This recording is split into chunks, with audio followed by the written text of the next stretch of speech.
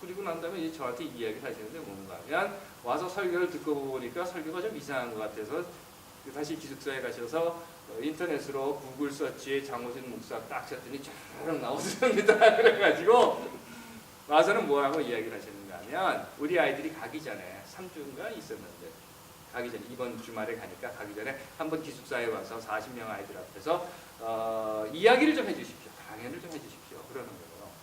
일요일날 뭐 사람들 많고 밥 먹고 왔다 갔다 하는데 선생님이 그렇게 얘기하시니까 그러자고 그리고 말았어요. 그런데 월요일쯤 되니까 걱정이 되는 거예요. 왜냐면 고등학교 1학년 아이들이고 특히나 세종시 여러분들 아시잖아요. 거기 참 공무원들이잖아요. 그래서 몇 번 메일을 보냈습니다. 그 선생님한테. 제가 이야기해도 괜찮겠습니까? 나야 뭐 한 번 먹으면 그만이지만 선생님은 다시 또 보셔야 되는데 선생님 밥줄 끊어지지 않으시겠습니까? 그 부모들의 그 직업 구성이 어떻게 됩니까? 그랬더니 50%가 세종시 공무원이요, 뭐 20%가 교수고 뭐 이렇더라고요. 이걸 어떻게 해야 되느냐? 이런 그 강연의 자료를 쭉 보니까 이 강연의 자료를 가지고 그대로 하다가는 아무래도 선생님들에게 문제가 될 것 같아요. 그래서 강연의 자료를 다시 썼습니다. 좀 부드럽게 고민하면서 쓰고 그리고 그날 가서 아이들을 만났어요. 여러분들 잘 아시죠? 1905년에 일본에게 빼앗긴 우리의 권리라고 하는 것. 그걸 우리는 어려서 을사조약이라고 배웠지만 그게 2005년에 김삼중 선생님께서 을사늑약이다라고 하는 이야기를 분명히 하셨어요. 그런데 어디 가나 강연회를 할 때 모여있는 분들에게 그러니까 뭐 30대, 40대 1905년에 맺은 것 그러면 을사조약이라고 다 하셔요. 고등학교 1학년 아이들을 앉혀놓고 처음 시작을 저는 이렇게 했습니다. 여러분들이 지금까지 잘못 배운 것, 여러분들의 선생님들이 지금까지 잘못 가르친 역사에 대해서 이야기를 해보자. 1905년에 일본에게 강제로 맺어진 조약이 뭐냐? 아이들이 다 을사늑약이에요.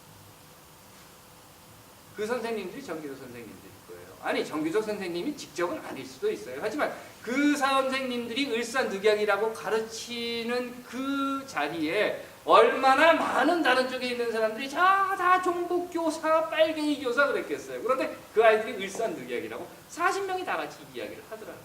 그걸 보면서 희망은 바로 여기에 있다. 가르쳐야 된다 우리가 가르치지 않으면 다음 세대들은 모른다. 우리가 여기에서 역사를 가르쳐 놓지 않으면 그 다음 세대들은 가르칠 생각은커녕 자기도 모르게 되고 만다.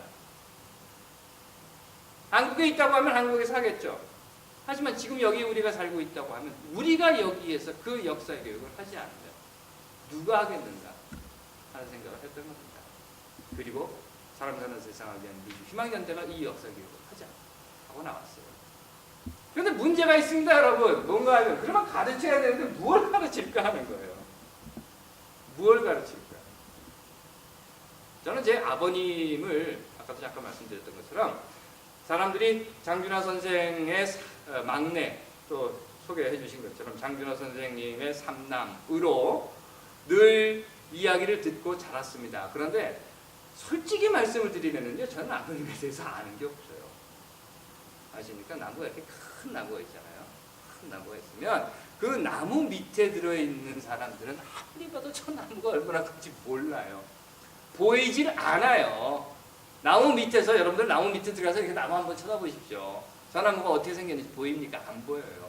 나무를 보는 사람들은 그리고 그 나무를 보면서 야 멋있다 하는 사람들은 그 나무로부터 한 50m, 100m 떨어져 있는 사람들이 이렇게 보는 거예요. 야, 참 저 나무 멋있다 그러지만 그 나무 밑에 있는 사람들은 그게 멋있는지 뭔지 몰라요. 오직 문제는 뭔가 하면 이게 왜 이렇게 커? 이거 자를까? 이 생각밖에 없는 거예요.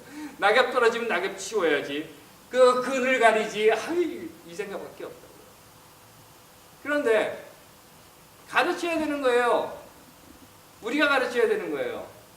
그리고 여러분들이 제게 말씀해 주시는 것처럼 네가 짓게 해요. 그러니까 제가 가르쳐야 되는 거예요. 그래서 저는 아버님을 배웠어요.